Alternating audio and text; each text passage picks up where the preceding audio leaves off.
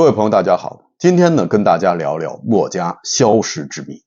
曾经与杨朱学派分庭抗礼，与儒家并称天下显学的墨家，为什么到了秦汉之际的时候，就慢慢的淡出了人们的视线，在以后的历史档案中几乎找不到他的踪迹。那些墨家人，他们到底去了哪里？有人说他们是与徐福一起东渡到了日本，在那里继续发展，后来发展成了日本现在的忍术和武士道。我们现在仍然能从忍者身上的坚韧性格和他们所制造的暗门机关术中看到当年墨家的身影。也有人说他们去了西方，回到了或许他们以前曾经来的地方。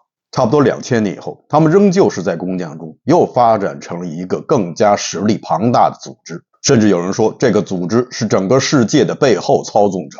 它的名字叫共济会，英文名字叫 Freemason， 翻译过来就是自由工匠。共济会的标识中和墨家一样也有龟和锯。为了证明 Freemason 与墨家的关系，有人甚至将 Mason 这个单词进行了分解。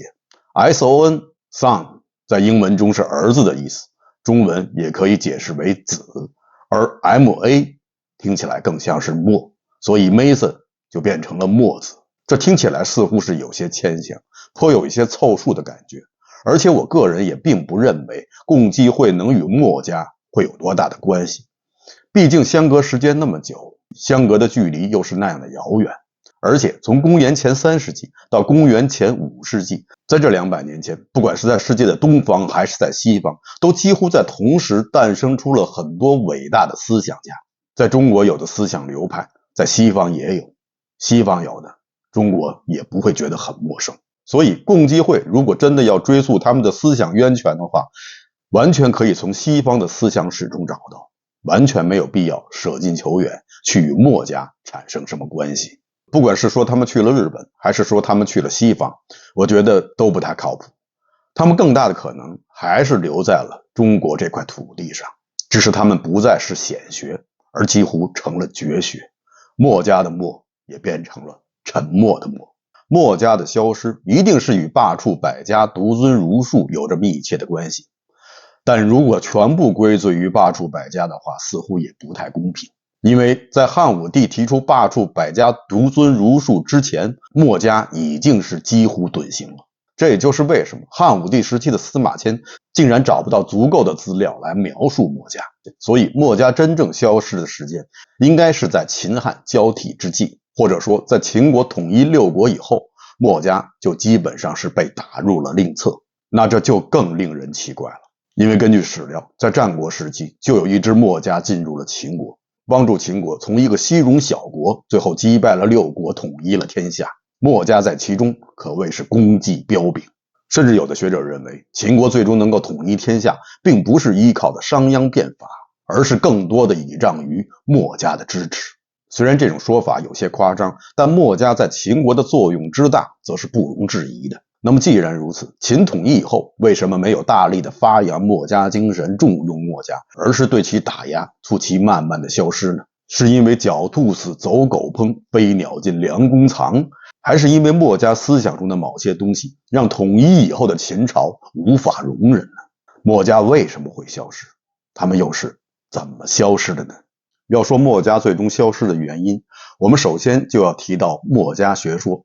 墨家学说曾经在一段时间内是风靡一时，但实际上从它刚刚兴起的那一天起，就已经注定了它最终的结局。墨家思想主要有10个主要观点，又被称为10论，它们分别是兼爱、非攻、尊天、事鬼、上贤、上同、节用、节葬、非乐、非命。其中的核心思想就是兼爱。儒家也讲爱，但儒家宣扬的仁爱与墨家的兼爱还是有着很大区别的。儒家讲求的仁爱是有差别的，是有远近亲疏的不同的。在中庸中说，仁者仁也，亲亲为大。孝经说，不爱其亲而爱他人者，为之悖德。所以儒家说的仁爱是要首先爱自己的亲人，特别是自己的父亲，因为父亲在儒家的观点中是一个家庭的核心，父是家庭的核心，推而广之，君王就是整个社会的核心。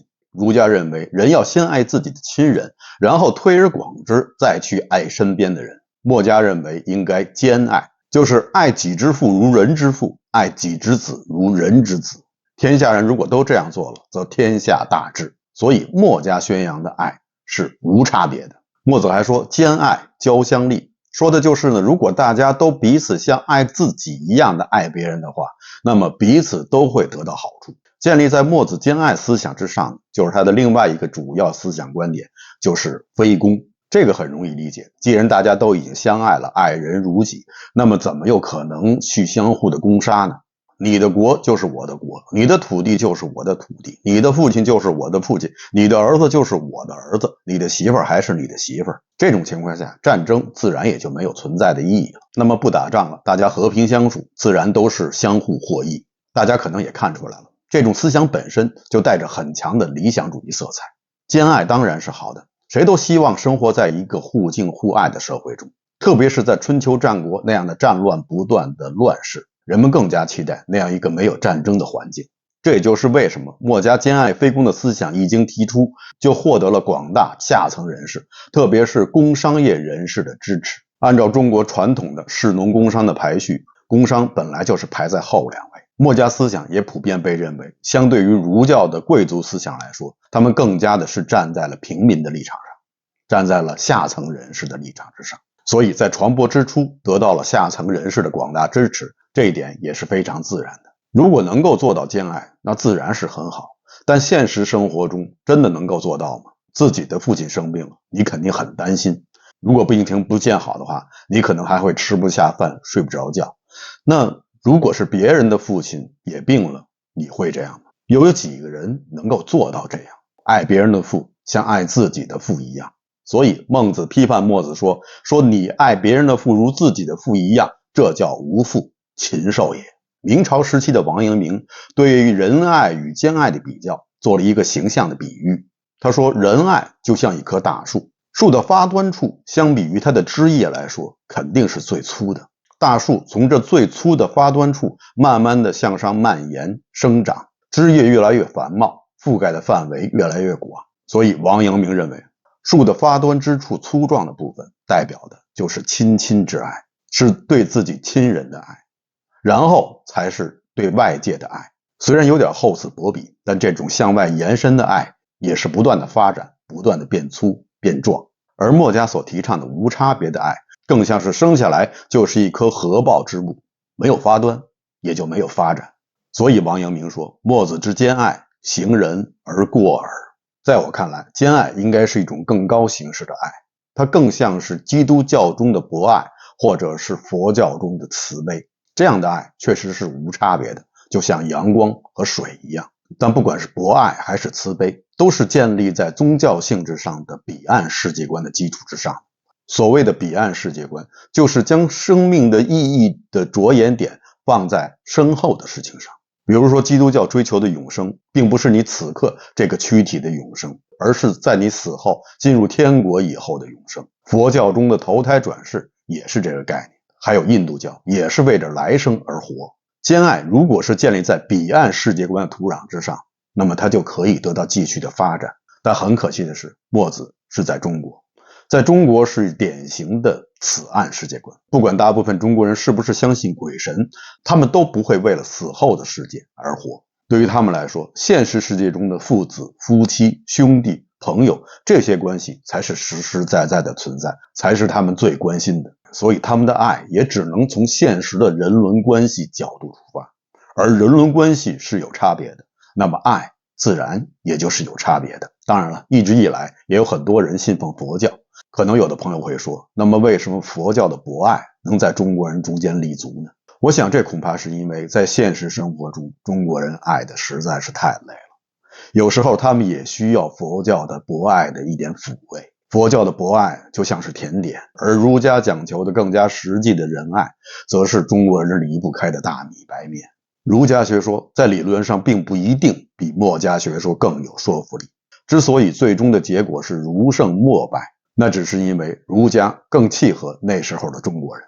毫无疑问，墨家提出的兼爱思想是无私的，是利他的，有点像我们后世人所说的毫不利己，专门理人。与他形成鲜明对比的，就是那个我们讲过的拔一毛以利天下，不与也的杨朱学说。杨朱很可能是提出个人权利神圣不可侵犯的天下第一人。杨朱的学说明显是利己的，与利他的墨家学说相比，很像是站在了天平的两端，他们走向了完全不同的两个极端。相较于墨家思想的最终消亡，站在后来中国历史的进程角度上来看，我会更加惋惜于杨朱思想的陨落。因为杨朱的贵己思想追求的是个人主义，追求的是自由理性和独立人格。杨朱的思想是要理清个人与集体、社会、国家之间的这种边界感。杨朱所说的不拔一毛，并不是想象中的那样自私，其实他想要说的是，谁拥有拔这一毛的权利？如果自己愿意拔这一毛以利天下，那当然是可以的。他反对的是将拔这一毛的权利放在公权力的手中，因为如果你今天让他拔了一毛，那么以后可能就不是拔一毛那么简单了，那么明天可能断你一臂，后天可能就要你一命。因为他知道，在专制者的眼中，人不过就是一个工具，或者是一根韭菜，予取予夺，个人是没有反抗的权利的。很可惜，这种个人自由主义的思想在中国历史上只是昙花一现，很快就涅槃在了那个思想自由的百家争鸣的春秋战国时代，然后就再也没能重生。我在这里并不是说自由主义思想有多么好，我只是想说，这种思想的存在是很有必要的。如果它能够存在的话，它就能够纠正集体主义思想中的那些偏差之处。人们常说古希腊文明是西方文明的基石，古希腊文明之所以能够发展到那个高度，就是因为它是一个开放的、不断完善的体系，通过不同时代、不同的思想家不断的注解，搭建起了庞大的形而上学和认识论的大厦。其中最关键的因素就是开放，而地球上的其他文明则有所不同，他们缺乏持续的完善，理论提出的原点几乎就成为了终点，他们一直停留在一个封闭的体系内，没有提出持续的追问。古希腊人不断的质疑，不断的批判，不断的吸收新的思想加入其中，而在有些地区已经建立的学术思想变成了高悬于案头的偶像和老祖宗的瑰宝，碰也不能碰。一种思想的发展健全得益于不断的质疑，不断的批评，这应该是动态的，而不应该是静态的泥古不化。不好意思，又有点扯远了。其实我并不是说杨朱学说比墨子学说更好，所以我更加惋惜杨朱学说的消失。我之所以惋惜，原因很简单，用一句大白话就是，缺什么才应该补什么。能够提出兼爱这种思想的人，一定是一个理想主义者。莫迪就是，即使是不喜欢他的孟子、庄子，也毫无怀疑。孟子就是那种为了心中的理念，为了天下，为了别人而完全牺牲自己的人。儒家人将尧舜禹列为圣人，其实他们的圣很多都是后来人吹出来的，但莫迪不是，他就是一位圣人，一个超越时代的圣人。兼爱是墨子提出的，也是他身体力行的，他能够做到，他的追随者同样也能够做到。墨家弟子们对自己提出了非常严苛的要求，他们衣如裘，食如盖，居如穴，过着平常人所难以忍受的艰苦生活。而在需要他们的时候，他们又可以复活导刃，死不选种。有这样一段故事，墨家中有一位巨子叫孟胜，巨子以前讲过，就是墨家的最高首领，墨子就是墨家的第一位巨子。孟胜当时是在楚国，他与楚国的贵族杨成君是上下属，同时也是好朋友。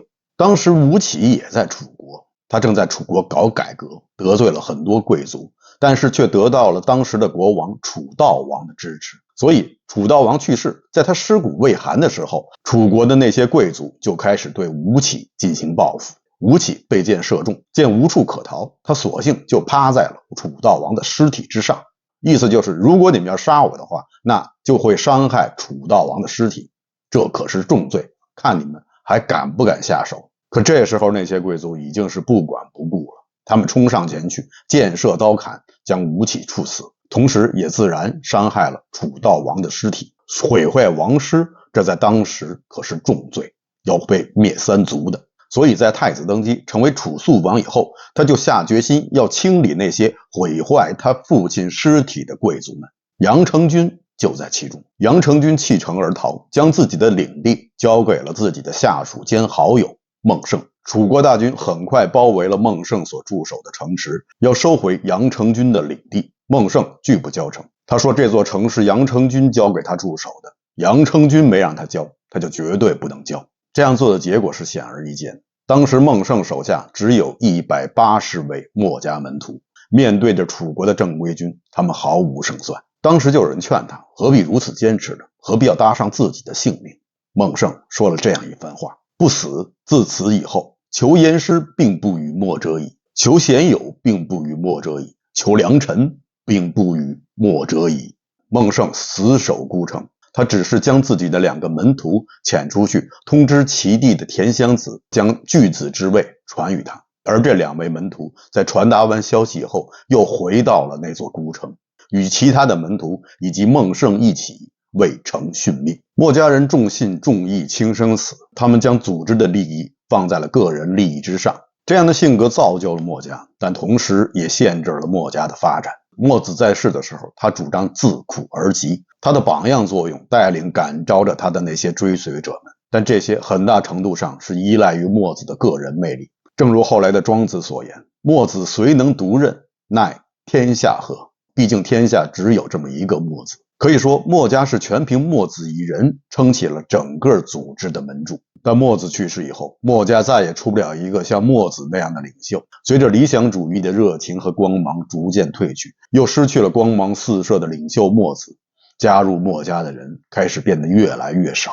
墨家就像是一堆火，它熊熊燃烧的时候，同时也就预示着它将迅速的熄灭。墨家很快就一分为3，分为了项李氏之墨、相夫氏之墨以及邓灵氏之墨。按地理来分，对应的就是赵墨、齐墨和楚墨，他们互相攻击，互相称对方为别墨。昔日团结的墨家已经不在了。同时墨家的精华也被一分为3，其中的齐墨继承了墨家中墨辩那一部分，他们擅长逻辑学，擅长辩论。而赵墨则继承了墨家中墨侠的那一部分，他们擅长于军事，擅长于大型机械的制造，动手的能力非常强。而几乎是在同一时间，秦国的秦献公继位，大力的推行改革，在6国中招揽人才，只要你能干，有实打实的本事，就欢迎你来秦国。而如果你只能夸夸其谈，那对不起，秦国不欢迎你。也就在这个时候，孟胜率领着墨家弟子死守孤城的事件是天下皆知。秦献公要的就是这样有忠勇之心的干才，所以他就开始大肆的招揽墨家弟子进入秦国做事。而3个墨家中最能够做实事的赵墨，自然也就成了秦献公首先招揽的对象。由此，赵墨入秦成了后来的秦墨。大家记得以前有一部剧叫《寻秦记》，是黄易的小说，大概的历史背景说的就是这段时间的事情。墨家人的到来，为秦国最后的统一打下了坚实的军事基础。有些学者认为，秦国的守、卫等军职都是由墨家人传来的，而且也一直是由墨家弟子来担任。有学者认为，秦国的封爵制和连坐法也都是由墨者首创的。当然了，这方面还有争议，但墨家人与秦国军队的深刻渊源却是不可否认的。恐怕墨子也没有想到，他一手创立的墨家竟然以这样一种严酷而激进的方式与秦国合作，在秦国真正的壮大起来。但其实如果我们回到墨家最早的理论，回到他的实论中，我们就会发现这样的联合其实并不奇怪。因为墨家实论中的上同和上贤与秦国当时的社会状况高度吻合，所以才会有了这样一次亲密的握手。墨子说，官无常贵，民无常见，有能则举之，无能则下之。所以墨子希望各级的官员应该由贤者担任，甚至最高的君王也是应该由推选出的贤者来担任，而且应该是公认最贤能的。这个所谓最贤明的人一旦被选出担任了君王，那么天下人都要严格遵从他的号令。这就是他说的，治天下之国，若治一家；使天下之民，若使一夫。圣王皆以上同为政，故天下治。而且墨子还进一步要求上同而不下比。不下比什么意思呢？不下比说的就是下面的人不要相互勾结，要一心一意的听上面最高那个人的话。墨子还举了这样一个例子，是以数千万里之外有为善者，其使人未辨之，乡里未辨闻，天子得而赏之。数千万里之外有为不善者，其使人未辨之，乡里未辨闻，天子得而赏之。是以举天下之人，皆恐惧震动涕厉，不敢为淫暴，曰：天子之视听也神。大概意思就是说，在很远很远的地方有一个人为善，当地的人都不知道，但天子竟然知道了。同样，在很远很远的地方有一个人作恶，当地的人还不知道，但天子也知道了。所以天下之人都惊恐警惕，不敢做任何的坏事。听到这里，大家是不是有一种不好的感觉？没错，墨子描述下的就是一种集权社会的状态。以上就是他尚贤尚同思想的精髓，大家看看是不是跟秦制很吻合？那么可能有人会说，墨子不是出身于底层百姓吗？他的墨家思想不是也是代表着广大底层百姓的意志吗？那么他怎么会希望建立一个集权社会呢？其实这一点也不奇怪，越是起源于底层的思想或者组织，最后也就越容易产生集权。因为这些底层的人士限于他们本身的认知能力，他们会迫切的需要他们心目中的一个贤者来领导他们，告诉他们应该怎么做。这样的人也必定会应运而生，而统治这些底层人最简单最直接的方式就是集权。历史中这样的事件是屡见不鲜。大家想想那些所谓的农民起义，不管是太平天国也好，还是元末的朱元璋也好，他们建立的政体是不是最后都是集权的，甚至比以前的政体更加的集权？在为秦国扫灭六国的征途中，墨家无疑做出了很大的贡献。有的朋友可能会问，墨家人不是讲究非攻吗？秦国征伐六国，墨家不是应该站在守城的那一方吗？墨家确实是主张非攻，但他也不反对正义的讨伐。按墨子所说，像成汤灭桀、武王伐纣，这些都是正义的讨伐，是应该得到赞扬的。这些都不叫攻，而叫诛。所以墨子是支持正义的战争的。但问题的关键就在于，这个正义到底是由谁来定义？进入了秦国的墨家，创造性的发挥了非攻的理论，创造出了义战这一个概念。就是说，秦国对六国的征伐，那都是义战，不属于非攻的范围。义战这个词前所未有，就是由秦开始的。墨家在秦国的这段时间，可以说达到了他有史以来的第二个高峰。但这样的辉煌并没有持续太久。当秦国统一六国以后，墨家的辉煌也就算走到头了。因为秦灭六国以后，实现了大一统，在大一统的环境中，就再也没有墨家的立足之地了。以前春秋战国时期各国分立，墨家总能在这各国之间的缝隙中寻找自己的生存之地。现在大一统了，没有了以前的空隙，而墨家本身的特点和他在军队中的影响，很快就成了大一统统治者的心腹之患。墨家与其说是一个思想流派，更不如说它是一个严密的组织。他的最高领袖是巨子，所有的墨家成员必须无条件地遵从巨子的指令，哪怕赴汤蹈火，也不能有丝毫的退缩。巨子的命令高于君王。在秦惠王时期，墨家巨子傅宽的儿子犯罪，秦惠王考虑到傅宽年龄也大，而且就这一个儿子，就特意下旨让下面的官员不要对他的儿子治罪。傅宽知道这件事情以后，对秦惠王说即使国法能容了他，我们墨家的家法也不会容他。傅宽还是按照墨家的家法杀死了自己的儿子。秦惠王的亡命大不过墨家的家法，这让统治者会怎么想？而且墨家的人并不像儒家的人、道家的人那样只会坐而论道，他们是有实际的军事手段、军事能力的，他们的一部分本身就是一个严密的军事组织。那么大家设想一下，像墨家这样一个内部有着严格纪律，又独立于政府机构之外的一个世俗化的带有军事色彩的组织，它怎么可能不引起大一统统治者的极大戒心呢？所以秦统一后以法治国，始皇号令收天下之兵，聚之咸阳，萧以为中，金人12。这样墨家制造的他们引以为豪的守城器械和一些大型的机械被付之一炬。后来秦朝的焚书坑儒，墨家也未能幸免。就是在这样多重的打压之下，秦朝时期墨家已经逐渐走向没落。到了西汉初年，虽然很多春秋战国时期的学说都得到了恢复，但儒家对墨家思想仍然是穷追不舍。墨家思想并没有在这次文化复兴中获益，而继续被儒家人士打压到了历史的尘埃之中。墨家就这样从此走向了没落，他们后来中的一部分也归入了儒家，这样他们的思想也就失去了独立的地位。在儒家人的眼中，墨子思想中正确的部分，那都是因为出自于儒家，而不对的部分才是墨家的。墨家虽然最终走向了没落，但这丝毫不应该掩盖墨子曾经发出的光芒。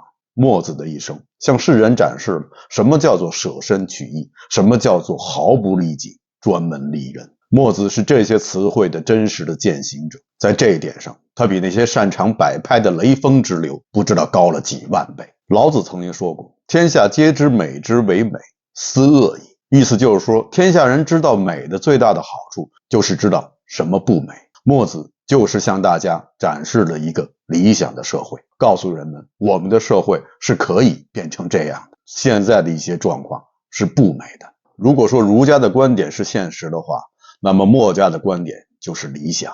虽然墨家最后活成了他们自己也讨厌的样子，但我相信这绝对不会是墨子的初衷，他绝对不想看到一个强权凌掠弱小的社会。